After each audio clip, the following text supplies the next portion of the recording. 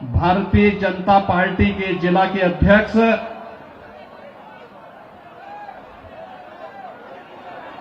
श्री राम सिया शरण जी, लोकप्रिय सांसद श्री योगेंद्र चंदौलिया जी, भारतीय जनता पार्टी के लोकप्रिय प्रत्याशी श्री बजरंग शुक्ला जी, जिला प्रभारी श्री योगेश आत्रे जी, विधानसभा प्रभारी विनोद भारद्वाज जी, लोकेश प्रजापति जी, मंच पर उपस्थित भारतीय जनता पार्टी के सभी पदाधिकारीगण,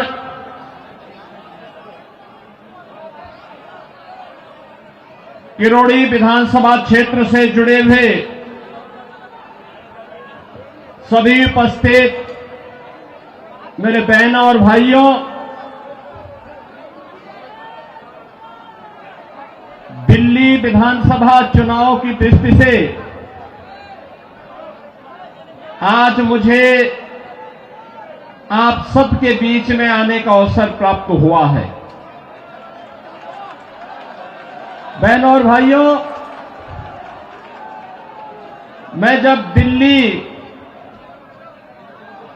विधानसभा चुनाव की दृष्टि से आया हूं तो नजदीक से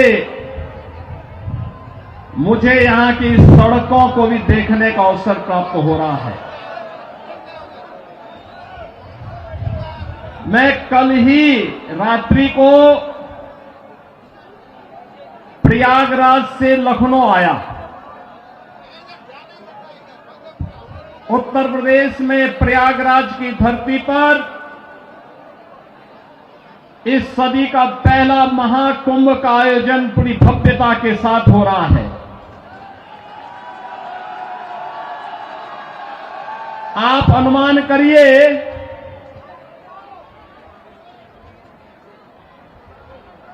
13 जनवरी से पौष पूर्णिमा से और आज 23 जनवरी तक इन 10 दिनों में 10 करोड़ श्रद्धालुओं ने प्रयागराज में मां गंगा, मां यमुना और मां सरस्वती के त्रिवेणी के संगम में पावन स्नान करके पुण्य के भागीदार बने हैं। आप प्रयागराज में जाएंगे तो अच्छी शानदार सड़कें मिलेंगी, कहीं गंदगी नजर नहीं आएगा, बिजली पूरी मिलेगी, कनेक्टिविटी चाहे वह सड़क की हो, रेल की हो या फिर हवाई जहाज की, तीनों की बेहतरीन कनेक्टिविटी प्रयागराज के लिए उपलब्ध रहेगी। बहनों और भाइयों, एक और प्रयागराज मां गंगा के तट पर लगने वाला इस सदी का सबसे बड़ा महाकुंभ प्रधानमंत्री मोदी जी के विजन के अनुरूप देश और दुनिया से आने वाले श्रद्धालुओं को न केवल आकर्षित कर रहा है बल्कि पुण्य का भागीदार भी बना रहा है। नमामि गंगे परियोजना के बाद मां गंगा की अविरल और निर्मल धारा का दर्शन देश और दुनिया कर रहा है, संगम में स्नान कर रहा है। कल आपने देखा होगा उत्तर प्रदेश सरकार के मेरे सभी मंत्रीगण, 54 मंत्री मेरे साथ प्रयागराज के संगम में एक साथ डुबकी लगाए हैं, एक साथ डुबकी लगाए हैं, पुण्य के भागीदार बने हैं। हम सब सौभाग्यशाली हैं कि देश और दुनिया से आने वाले श्रद्धालुओं की सेवा करने का इस महाकुंभ के बहाने हमें अवसर मिला और उत्तर प्रदेश को नजदीक से देखने का अवसर इन सभी पूज्य संतों को, श्रद्धालुओं को प्राप्त हो रहा है। बहनों और भाइयों, अगर एक मुख्यमंत्री के रूप में मैं और मेरे मंत्रीगण प्रयागराज के संगम में स्नान कर सकते हैं, तो मैं पूछना चाहता हूं, दिल्ली में आम आदमी पार्टी के अध्यक्ष से अरविंद केजरीवाल जी से मैं पूछना चाहता हूं, क्या यमुना जी में वह भी अपने मंत्रियों के साथ जाकर के स्नान कर सकते हैं क्या?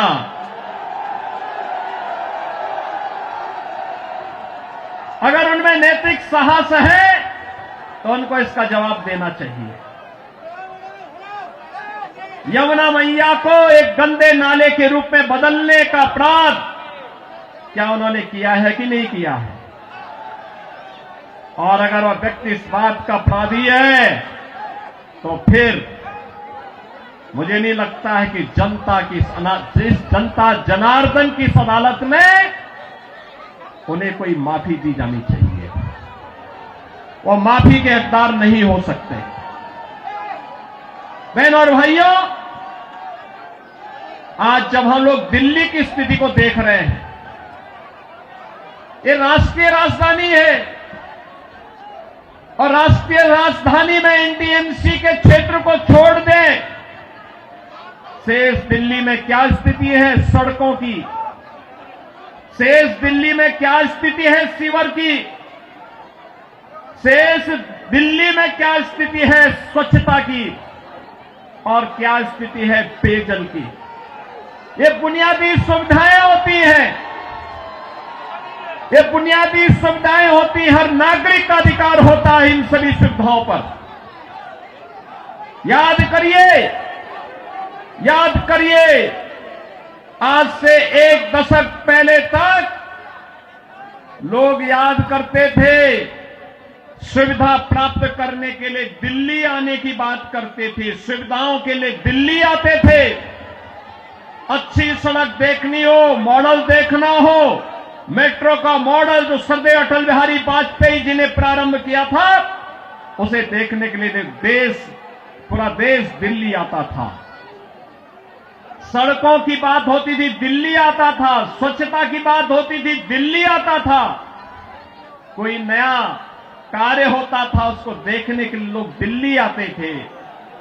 लेकिन बहनों और भाइयों, आज क्या स्थिति है? क्या बना दिया है? सड़क पे गड्ढा है या गड्ढे में सड़क है, कोई पता ही नहीं लग रहा है। मैं जब से चल रहा हूं यही दिल्ली के अंदर देख रहा हूं। बहनों और भाइयों, ये हमने खिलवाड़ करने की छूट एक व्यक्ति को और उनके गिरोह को क्यों दे दी है? स्वच्छता की स्थिति कितनी दुर्गतिपूर्ण है। कूड़ा का ढेर पड़ा हुआ है, गंदगी का ढेर पड़ा हुआ है। दिल्ली राष्ट्रीय राजधानी के अंदर इस प्रकार की दुर्गति हो, सीवर बहरा सड़कों पर, हमारे वाहनों को भी उसी सीवर के बहते हुए सीवर से गुजरना पड़ा। और अभी तो पेयजल का भीषण संकट आने वाला है। दिल्ली में आम आदमी पार्टी की सरकार का पाप का भुक्तभोगी हमारी पावन मथुरा वृंदावन के श्रद्धालुओं को और संतों को भी उठाना पड़ता है। वहां मां गंगा एक गंदे नाले में बदल करके जाती है। जब भी नमामि गंगे परियोजना के अंतर्गत मां यमुना की शुद्धता की बात आई, स्वच्छता की बात आई, तो अरविंद केजरीवाल एंड कंपनी ने कोई सहयोग नहीं किया। ये सहयोग नहीं करना चाहते, कोई विकास का कार्य नहीं करना चाहते, किसी विकास की परियोजना का मौके पे जाकर के भौतिक सत्यापन नहीं करना चाहते। जनता को बुनियादी सुविधा मिले, उसका अधिकार प्राप्त हो, ये वे काम नहीं करना चाहते। इनका तो एक ही कार्य है, प्रातः काल होते ही सोशल मीडिया पर झूठे ट्वीट करना, झूठी फिल्मों का प्रदर्शन करना, झूठे प्रेस वक्तव्य और प्रेस वार्ता के माध्यम से केवल गुमराह करने वाले वक्तव्यों को देना।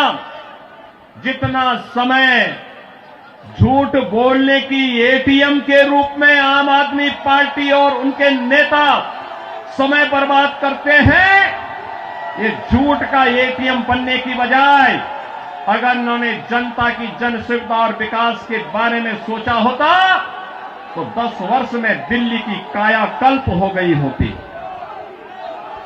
दिल्ली बदल गई होती। लेकिन बहन और भाइयों, दिल्ली बदलने की नहीं, इन लोगों ने दिल्ली को तो एक कूड़ा घर बना दिया है, दिल्ली को व्यवस्था का एक अड्डा बना दिया है।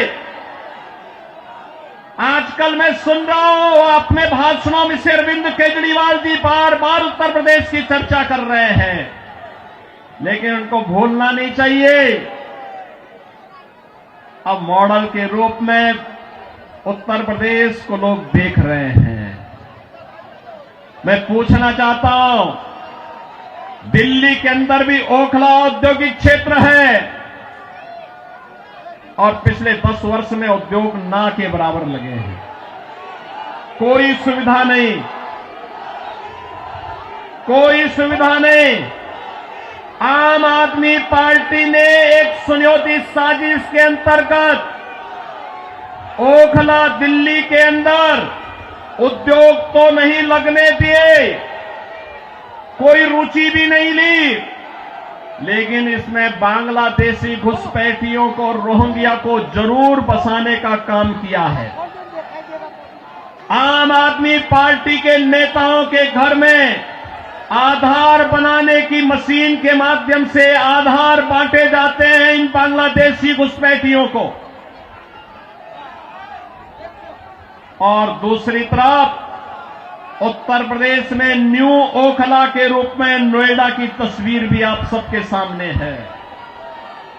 आज आप जाइए दिल्ली की सड़कों को और नोएडा की सड़कों को जाकर के देखो, जमीन आसमान का अंतर नजर आएगा। दिल्ली की सड़कों को और गाजियाबाद की सड़कों को जाकर के देखो, जमीन आसमान का अंतर नजर आएगा।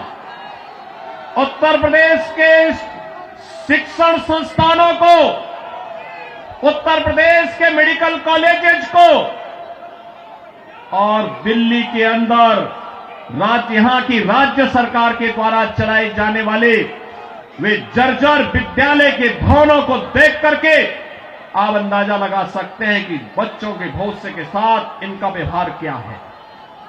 बहनों और भाइयों,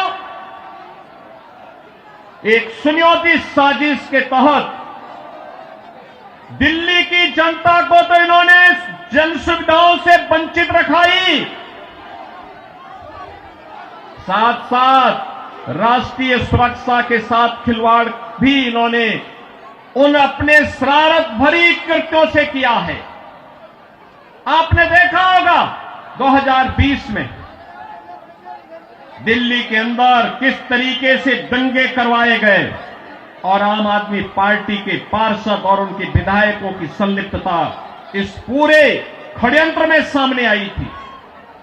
ये लगातार राष्ट्रीय सुरक्षा के साथ खिलवाड़ कर रहे हैं। स्वाभाविक रूप से जो अपने गुरु सरदे अन्ना हजारे को धोखा दे सकता हो, वह व्यक्ति जनता को भी धोखा देने में माहिर होगा। देश को भी धोखा दे रहे हैं, जनता जनार्दन को भी धोखा दे रहे हैं। लगातार अपने वक्तव्यों के माध्यम से ऐसे ऐसे वक्तव्य जारी कर रहे हैं जिसमें अब मैं विश्वास के साथ कह सकता हूं कि दिल्ली की जनता आने वाली नहीं है, और मैं यही अनुरोध करने के लिए आया हूं। बहनों और भाइयों, मैं आपको एक बात और कहना चाहता हूं। मैं आपसे एक बात और कहना चाहता हूं, जो यहां पर आम आदमी पार्टी की सरकार और आम आदमी पार्टी जो लगातार कह रही है, ये लगातार एक बात को कह रही है कि इन्होंने यहां पर बिजली दी है। बहनों और भाइयों, एनडीएमसी का क्षेत्र जहां बिजली मिलती है 24 घंटे, वह गृह मंत्रालय और शहरी विकास मंत्रालय भारत सरकार के अंतर्गत आता है। शेष दिल्ली में पावर कट देश के किसी भी बड़े महानगर से, किसी भी नगर से ज्यादा पावर कट है। मैं कह सकता हूं उत्तर प्रदेश की आबादी 25 करोड़ की है। हर जिला मुख्यालय को 24 घंटे की बिजली आज के दिन पर हम दे रहे हैं और बिजली का पर यूनिट दाम उत्तर प्रदेश में एक सामान्य उपभोक्ता के लिए अगर है तो यह 3 से 3.5 रुपए है, इससे ज्यादा नहीं है। दिल्ली में यही 9 से लेके 10 रुपया है, यानी उत्तर प्रदेश से 3 गुना पैसा लेते हैं, लेकिन 24 घंटे बिजली यहां पर नहीं दे पा रहे हैं। बहनों और भाइयों, मैं केवल आपसे एक बात कहना चाहता हूं, जो लोग आपके साथ खिलवाड़ कर रहे हो, आपको जन सुविधाओं से वंचित कर रहे हो, दिल्ली की पूरी तस्वीर को बदसूरत कर रहे हो, राष्ट्रीय सुरक्षा के साथ खिलवाड़ कर रहे हो, ऐसे लोगों को सत्ता में दोबारा आने का कोई अधिकार नहीं होना चाहिए, कोई अधिकार नहीं होना चाहिए। आज आपके सामने भारतीय जनता पार्टी की डबल इंजन की सरकारें आपके पास काम करती हुई अगल बगल के राज्यों में नजर आ रही है। उत्तर प्रदेश है, हरियाणा है, राजस्थान है, मध्य प्रदेश है, छत्तीसगढ़ है। इन सभी राज्यों में जाकर के देखो। मैं कल एक न्यूज पढ़ रहा था कि पंजाब की कुछ बहनें आम आदमी पार्टी के कार्यालय का घेराव की हैं, श्री अरविंद केजरीवाल के घर का घेराव की हैं और ये इस बात को लेके कहे हैं कि जो वायदा किया था इन्होंने पंजाब में सरकार बनाने के पहले कि 1000 रुपया हर महिला को देंगे, ये दिया ही नहीं और वे महिलाएं इसलिए घेराव करने के लिए आई थी। इन्होंने यहां पे दिल्ली में भी घोषणा की कि मुल्ला और मौलवी को यहां पर पहले से ही ये लोग वेतन देते थे। आज दिल्ली की आर्थिक स्थिति इतनी बदहाल कर चुके हैं कि उनको भी कई महीनों का नहीं मिला और जब वहां से हो हल्ला शुरू हुआ तो इन्होंने उसको डाइल्यूट करने के लिए कहा कि हम पुजारियों को भी देंगे। बहनों और भाइयों, मैं पूछना चाहता हूं अरविंद केजरीवाल जी से और उनकी पूरी टीम से, क्या किसी मंदिर के सुंदरीकरण की कार्य योजना को उन्होंने कभी आगे बढ़ाया? कभी बढ़ाया? मॉडल देखना हो तो आइए काशी में काशी विश्वनाथ धाम को देखिए। मॉडल देखना हो अयोध्या में श्री राम जन्मभूमि पर भगवान राम के भव्य मंदिर के मॉडल को देखो। मॉडल देखना हो तो प्रयागराज में आइए। प्रयागराज में महाकुंभ के आयोजन स्थल को देखो। आस्था का सम्मान ऐसे होता है। 1000 से अधिक ऐसे विरासत से जुड़े हुए धार्मिक और आध्यात्मिक स्थलों के पुनरुद्धार और सुंदरीकरण का कार्य के लिए उत्तर प्रदेश के अंदर चल रहा है या पूरा हो चुका है। बहनों और भाइयों, यहां पर आम आदमी पार्टी आपकी भावनाओं के साथ खिलवाड़ कर रही है, लेकिन वे भत्ता देने की बात और मानदेय देने की बात करते समय भूल गए कि उन्होंने बौद्ध मठों से जुड़े हुए भंतों को छोड़ दिया है। बनते भी पाए इसकी उनको चिंता नहीं। भगवान वाल्मीकि के समय से वाल्मीकि समुदाय से जुड़े हुए तमाम हमारे संत वाल्मीकि मंदिरों में पूजा अर्चना करते हैं, उनको उन्होंने भुला दिया, उनके एजेंडे में कहीं नहीं। आम आदमी पार्टी के एजेंडे में रविदासी मंदिरों के पुजारी नहीं है। यानी आज भी इनकी तुष्टीकरण की जो पॉलिसी चली आ रही है, बांटो और राज करो की पॉलिसी चली आ रही है, वह अभी भी मानदेय और सरकारी पैसे से उस मानदेय या भत्ता देने में भी उसमें ये लोग परहेज नहीं कर पा रहे हैं। और इसीलिए तो मैं आप सबसे कहना चाहूंगा कि बहनों और भाइयों, आज प्रधानमंत्री मोदी जी के नेतृत्व में हम एक नए भारत का दर्शन कर रहे हैं। एक नया भारत अगर हमें काशी में काशी विश्वनाथ का दर्शन कराता है, तो उत्तराखंड में केदारपुरी में भगवान केदारेश्वर का भी भव्य मंदिर का पुनरुद्धार का कार्य वहां चल रहा है। मध्य प्रदेश में महाकाल का महालोक है, तो उत्तर प्रदेश के विंध्यवासिनी में मां विंध्यवासिनी का धाम भी एक नए कॉरिडोर के रूप में विकसित हुआ है।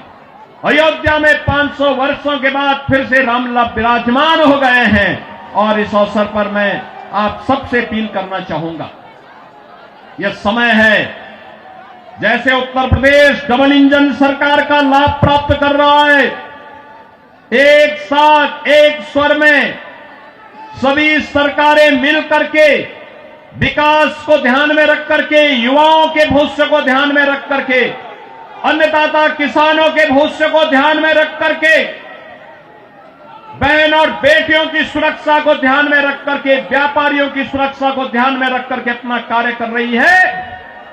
ऐसे ही दिल्ली के अंदर भी भारतीय जनता पार्टी नेतृत्व की डबल इंजन सरकार आनी चाहिए, और डबल इंजन सरकार की शुरुआत आपने कर ली है। आपने कर ली है। याद करिए, जब से अरविंद केजरीवाल और उनके मंत्रियों को भ्रष्टाचार के मामले में जेल में बंद किया गया था, जेल से जमानत पे छूटने के बाद इन्होंने कहा था कि जनता जनार्दन फैसला करेगी। अरे जनता जनार्दन ने तो लोकसभा चुनाव में फैसला कर लिया है। दिल्ली में 100% रिजल्ट प्रधानमंत्री मोदी जी के साथ रहा। चंदौलिया जी को आपने यहां से अपना सांसद चुन करके भेजा है, देश की संसद में भेजा है। तो जनता जनार्दन तो अपना फैसला कर ही चुकी है, और इस विधानसभा चुनाव में भी जनता जनार्दन फैसला करने को पूरी तत्परता के साथ खड़ी है। और इसी में मैं आपसे अपील करने के लिए आया हूं कि बहनों और भाइयों, इस किराड़ी विधानसभा क्षेत्र से भारतीय जनता पार्टी ने अपने कर्मठ कार्यकर्ता को, जिनका एक ही ध्येय है, और वह है कि इस किराड़ी विधानसभा क्षेत्र को एक विकसित विधानसभा क्षेत्र के रूप में विकसित करना।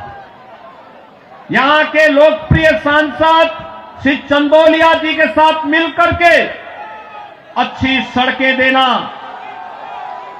सीवर लाइन बिछाना, पेयजल की पुख्ता व्यवस्था करना, स्ट्रीट लाइट को दुरुस्त करना, साफ सफाई और स्वच्छता के मानक पर एक आदर्श विधानसभा के रूप में विकसित होना, बहन और बेटियों को सुरक्षा प्रदान करना, युवाओं के लिए रोजगार के अवसर उपलब्ध करवाना, उत्तम शिक्षा के, उत्तम स्वास्थ्य के केंद्र को बेहतरीन तरीके से, मॉडल तरीके से संचालित करने का कार्य, और इसको करने के लिए यहां पर राम भक्त बजरंग बली के रूप में बजरंग शुक्ला आपके बीच में उपस्थित हैं, भारतीय जनता पार्टी के प्रत्याशी के रूप में।